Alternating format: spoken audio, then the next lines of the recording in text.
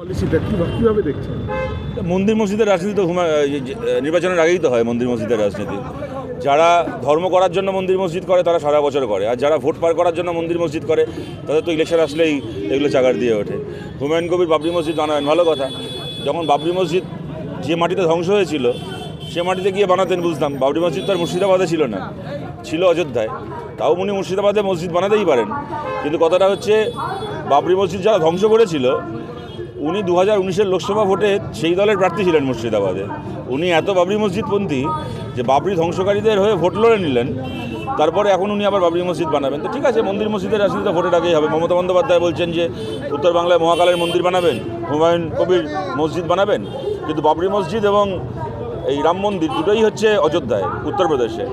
এখন উত্তরপ্রদেশের রাজনীতিকে পশ্চিমবাংলায় আমদানি করা হচ্ছে। আমরা গর্ব করে বলতাম যে মন্দির মসজিদের রাজনীতি ইউপিতে হয়, আর পশ্চিমবাংলায় স্কুল কলেজ হাসপাতালের রাজনীতি হয়। তো এখন বাংলায় হাসপাতাল স্কুল কলেজের রাজনীতি হবে না, মন্দির মসজিদের রাজনীতি হবে, এটা সেটা চাই। আর আমাদের লড়াই স্কুল কলেজ হাসপাতালের রাজনীতিকে আরও জোরদার করা। ওনার পেছনে কি কোনো পলিটিক্যাল শক্তি আছে মনে হচ্ছে? ওনার পেছনে কোনো কেন, ওনার পেছনে একাধিক পলিটিক্যাল শক্তি আছে। উনি কখনো কংগ্রেস করেছেন, কখনো তৃণমূল করেছেন, কখনো বিজেপি করেছেন। যিনি এতগুলো রাজনৈতিক দল করেছেন তার পেছনে রাজনৈতিক শক্তি তো থাকবেই। তিনি তো এখন অব্দি একটা দলের বিধায়ক। তো উনি বলেছেন, কালকে আমি দেখলাম। এবং উনি তো তার আগে আরও অনেক কথা বলেছেন যে উনি মাস গেলে ভরতপুর থেকে টাকা তুলে তৃণমূলের এমপি ঋতব্রত ব্যানার্জিকে পাঠিয়ে দিতেন।